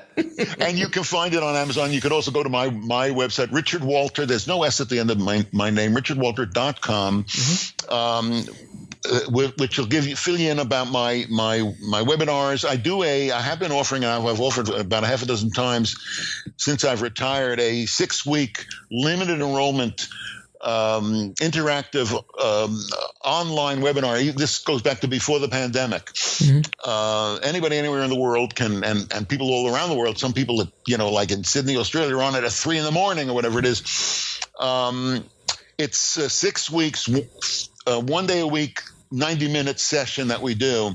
We review writers' pages who are participating. It is limited enrollment. I do need to tell you that as soon as we announce it, it sells out. Anybody who is interested in taking that should go to my website, and there you'll be able to communicate with my manager, Kathy Berardi, to be put on the list of people to be notified the next time we offer it, so you get a chance to enroll in it if you want to. My book is Essentials of Screenwriting, my current screenwriting book. I just got a royalty check from the American publisher for it. Why do I tell you that? Because I also got a royalty check from the Beijing publisher of its Mandarin translation. And listen to me carefully now. The Chinese payment was 50 times larger than the American royalty. I mean, I'm a big hit. You can't walk the streets. You can't walk the streets in Beijing. I have enjoyed, not recently, but I was in China. I toured China in '87 with a group of scholars. They treated us like rock stars, and I had a ball there. And I was back about 10 years ago. Writers came from all over the People's Republic to hear me for a week in Xi'an, the ancient central capital. But what's interesting to me, and I have traveled all around the world and done a lot of international events, including consulting with National Film Development Corporation officials, and they all want to know. They all ask me the same question. Films made outside the United States, only 1 in 10 is ever shown outside the country of its origin, but all all American films are shown outside the country. And some are only shown outside the country because they can't even get a domestic distribution deal here. And I think they want to know how they can get that for their own films. And I think it has to do with diversity. Even before casting was diverse, and it needs to be still more diverse. There is something in the American psyche that is biological, I think. There's something about narrative. I really believe that Aristotle's model of the narrative, what is a story? A story is a really well-constructed story, is a model, an idealized, romanticized model of a human life. Childhood, which is short, big middle, and ideally a very, very quick ending. Raise your hand high if you're looking forward to being on resuscitators and IVs, for let's say 4, 5, 6 years at the end of your life. Most people, right. She passed away peacefully in her sleep. So, and by the way, that's also a good reason to realize that every screenplay is a self-portrait. Yeah. It's a model of a human life. Whose life? The person who's writing it, regardless of whatever else it's about. And that's why, there's a guy, a very popular screenwriting educator over the years, not a university guy, and self-appointed, one of the self-appointed gurus, very popular. And one thing he says, and by the way, most of all of the gurus, I mentioned Sid Field, we pretty much we agree about much more than than what separates us. Mainly we agree it's really about story. But this guy and I have one disagreement. He says whatever you do, don't write your own personal little story. Yeah, I know. I know who you're talking about. He says you should be, if you're a professional, you should be treating yourself as, you want other people to treat you like a professional, you got to treat yourself as a professional. Professional gauges what's hot now. By the way, everything I'm saying now is a lie. I disagree with everything I'm saying now, but aren't I saying it persuasively? Very much so. You got to gauge. Do you know what the grosses were last weekend, and so on, and what are and stay apprised of the trades. And in fact, there's one very popular book that says you should actually stop people in the street and ask them about an idea that you have before you get started. To see, especially young people should ask young people. They're the main audience. Would you be interested in? Can you imagine? Somebody being interested in something that the writer herself isn't even interested in, Can you imagine somebody comes up to you and says, I have an idea for can I tell you what I just want to tell you the idea. It's about a high school chemistry teacher who gets cancer, and so he goes into the meth trade. I mean, that's the stupidest idea you ever heard of. If somebody told you that's going to be 63 hours of genius, you'd figure they're crazy. What about if somebody came up to you and said, I have an idea for a movie. This guy stutters, but he has to give a speech. So he hires a speech therapist, and he gives the speech. Oscar winner. That's a stupid. What if the guy said, "Oh well, I'm sorry that you don't like it, but I think it's actually going to win the Oscar for Best Screenplay and Best Picture"? You'd figure this is a lunatic who needs to be 911, and yet of course that is the Oscar-winning movie, the King's Speech. The King's Speech. All you can. I'm saying quite the contrary. I'm saying it's not okay to write your own personal. I'm saying that's the only story you should ever be able to write. I told you that I went to school with George Lucas. Francis Ford Coppola, when he formed his company, American Zoetrope, he took George under his wing. He kind of mentored George. George's father was an executive at Xerox. And Francis, who was not above looking for a bargain, asked George when he formed Zoetrope, can you talk to your dad maybe about getting us, discount photocopy services, discounted rates for the photocopying. And George said to him, no, I can't do that. I don't get along with my father. We're kind of estranged. He thinks I'm wasting my life in this business. He's hoping for me to get over this and get into something where I could make a living, and I can't ask him for any. We don't get along well. Well, who is the antagonist in Star Wars.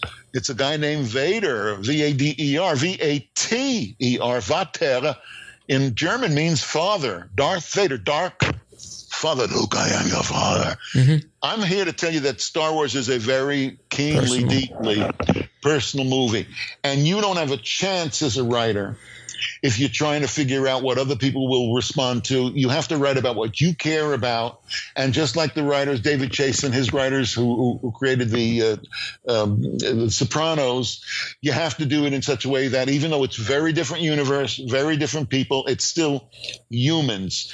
I tell you again, I really believe that that narrative is a biological enterprise. We need it in our lives. It has been pointed out, when we talked about uplift before, I was saying beware of uplift. I mean, have you ever seen Macbeth? Is it uplifting? Hamlet ends with 9 corpses on the stage. Some of them have been run through on swords. Some of them have been poisoned. Gone with the Wind, very, very dark, unhappy ending. The Godfather, terrible, hardly uplifting. You do not need to worry about uplifting. I will tell you that I once lectured, though I'm not a Christian, I'm not an evangelical Christian. I lectured to a convention of evangelical Christians, 500 pastors from all across the country in Chicago about 6 or 8 years ago, gathered in Chicago for the weekend. I will tell you also that I never experienced a more loving, more affirming group. They were just wonderful. I had the best time with these preachers. And I was telling them that if you want people, why was I there? Well, because they were exploring the narrative in Scripture. If you look at the Old Testament, matter of fact, if you look at the New Testament or if you look at the Muslim Bible, the Quran, there's advice, there's commentary, there are principles. Mainly it's stories. And by the way, they are not polite, reassuring, comfortable stories. I still remember being at a boring event at a religious institution alongside my son, and we were both looking at in front of us, in the back of the pews in front of us were Bibles, and so we were looking at at Genesis and the story of Lot, the very first book of the Bible, Genesis, and here's the story about this old man whose daughters get him drunk. Each of his daughters gets him drunk so that they can have sex with him and conceive a child with him. That's not some tabloid. That's Holy Scripture. So in any event, again, I told the preachers that if they want to keep people in the church after Sunday morning, after they leave the church, that is to say, if you want them to be hefting and considering their sermon all day, and if it's a really good sermon, what about the rest of the week? Thinking about what Pastor Jones said, that was kind of provocative. On one hand, if you want them to do that, and rather than just forget about it, you don't have to make them feel good. You just have to make them feel. Ditto screenwriters. Imagine you're walking past a movie theater. Suddenly the doors open. The movie is just broken. It's ended, and the people all stream out. And they're all sobbing, really crying. You'd say to yourself, gee, that was a sad movie. That made them feel so. I sure don't want to see that one. The hell I don't. I'm going to get right in line right then and there. I'm going to stand up my date to see that movie if it made people feel that strong. Imagine you're walking down the street and you run into somebody who's like wobbling and short of breath, and you think they might fall down, and you're so generous, a citizen, that you say, hey, you okay? And you take them and you guide them to, let's say there's a bus stop, and there's a few benches there. You're sitting down on the bench, and the person is trying to catch his breath, and you say, should I call 911? And the person says, no, I'm okay, I'm recovering. Thanks so much. What a generous person you are. He said, well, what's the matter? He says, no, nothing's the matter. I just saw this movie. I just came out of this movie. And I mean, it was just the most upsetting, the most frightening experience I've had in my life. Well, you certainly wouldn't want to see that one. the hell you would immediately want to see that movie. Right. So it's not always about the movies to it's a safe place to experience these lethal aspects of our nature, so that when we experience them in real life, and inevitably we will, nobody gets out of here alive. And before we die, we will have to face the loss of other loved ones. If you've been through that experience emotionally in a movie theater, and you survived it, it helps you survive it in real life. That's why film is not just an add-on, it's really an essential part of our emotional and spiritual diet. If we don't get art, in particular narrative art, we will become, in our spirits and our souls will become distended and misshapen in the same way that bodies do when they are undernourished, in terms of protein and vitamins and minerals. And Sure. What I'm saying is that what we are doing is important. If you're a screenwriter, you are doing something that is very, very important. One last thought, and it's about Cubby Broccoli. He used to produce the James Bond pictures. Yeah. And every time the new Bond picture came out, I always thought, I sort of gave up on the Bond pictures some years ago, but I really did like the Sean Connery ones, which they called them Cubby Broccoli, Albert Broccoli. Produced. Every time a new picture would come out, a new Bond picture would come out, he would give a press conference, and he would always say, we know what we're doing here. We're just trying to entertain the people. We're not doing Macbeth. We just want to provide some entertainment. And I always wanted to ask him, or I always was waiting for a reporter to ask him, have you ever seen Macbeth? Do you have any idea how entertaining it is? I mean, it's got witches and riddles and special effects. The blood on the hands. Is this a dagger I see before me? He hallucinates. It is a very entertaining enterprise. It's not one or the other. Right. These things all exist together. They have no meaning separately. A friend of mine who's a member of a writing team, very successful TV team, I was in touch with him the other day, and he said he was talking to somebody who wants to become a writer, and he said that he's part of a team. He works with a partner. And he said, oh, that's interesting. And how does it work? You do the characters and he does the story? I mean, can you... No. Doing that way? I mean, it can't be done that way. It can only be done as a unit, integrated. It's always sloppy and unorganized. It's never perfect. The truest thing I've ever heard said in my life was by the Rolling Stones, and here it is: "Can't get no." Exactly. We'll be right back after a word from our sponsor. And now back to the show. Stop trying to be satisfied. I met Julius Epstein. He wrote, he's now deceased, but he lived into his 90s. He wrote, among other pictures, Casablanca. And I said to him, oh, Mr. Epstein. Wow. All I want, what a thrill to meet you. All I or any of my film phony pals, all we hope for is once in our lives, we should, as you did with Casablanca, touch something that's timeless and eternal, that will affect the hearts and minds of people. Now, wouldn't it be great if I could tell you that Julius said, oh, kind of you to say that. Thank you. But he's a writer. That's not what he said. What he said, by the way, he lived here for, he came out from New York when he was 20. He lived here for 70-something years, but he never lost that Brooklyn accent. Yeah. He said, Casablanca, they fucked that up. The scene where Claude Rains is dead, and here he is barking and griping and kvetching about how they ruined his movie. What movie? Casablanca. And all I could think to myself is, well, I wish somebody would ruin my movie. Like that, right? But so once again, you got to stop being perfect. Just be a human. What makes it, God is perfect. We are imperfect. What makes us perfect, if anything at all, is our imperfection. We are perfectly imperfect. And our works don't need to be perfect either. I'm promising you will succeed if you can make a movie that makes people feel some strong passion about anything, scare them, provoke them. You do not need to make them comfortable.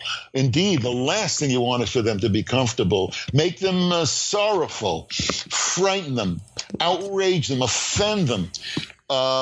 Make them laugh and anything, yeah. They will. That's what they're entitled to. Right. That is the job of the writer, and the way to do that is by telling a good story. Telling a good story. And by the way, see, there are guys out there who make movies that have terrific little moments. Forgive me, I think the Coen brothers are like this, somewhat overappreciated. They can have like a wacky, crazy thing that happens, and it is kind of fun. And now another way, you know, and vision and this and that, but much harder than that is having a spine, a through line where everything relates to everything else. Parting shot. I was praising Vince Gilligan and Breaking Bad. Does anybody remember? Do you remember? You've seen Breaking Bad. Sure. Remember Walter White's opening line, the first line of dialogue spoken by Walter White, and matter of fact, first line of dialogue spoken by anybody in the series. Okay, remember it opens with with the gun. Yeah, the gun. Well, he's racing through the desert in the RV. Right. That is, you know, you see a guy, you don't know what's going on. He's naked except for his underpants. He's wearing a gas mask. Amazing. Pinkman is sitting next to him the same way. Right. They're driving like on the back. We don't know what the heck is going on. In the back of the vehicle, you can see two guys unconscious on the floor. You know, what is this? We're wondering about this. That's good. We're curious. We want to know.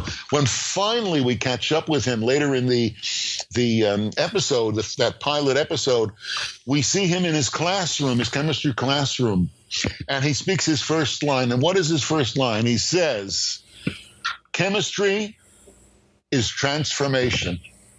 Oh. You could think about how chemistry changes things, but what can you think of something else that's transformation? Breaking Bad is transformation. Yeah. It's the transformation of this guy, Walter White, a humble chemistry teacher in Albuquerque, New Mexico, into Heisinger, whatever they call him. Heisinger. There it is, yes. An international drug lord. You see how everything has to fit together. That's the trick. Walter, we could talk for another 4 hours. I appreciate you taking the time to talk to us. Thanks for tolerating my rants. It is just sitting there like it's like being in a master level class. So thank you so much for being on the show, my friend. My pleasure. Thanks for having me. You know where to reach me when you need me. And good luck to all the writers. I want to thank Richard so much for coming on the show and dropping his knowledge bombs on the tribe today. Thank you so much, Richard.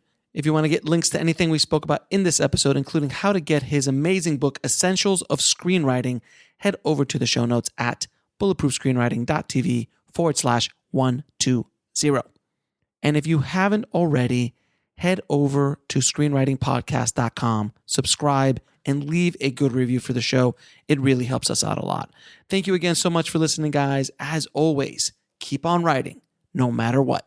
I'll talk to you soon. Thanks for listening to the Bulletproof Screenwriting Podcast at bulletproofscreenwriting.tv.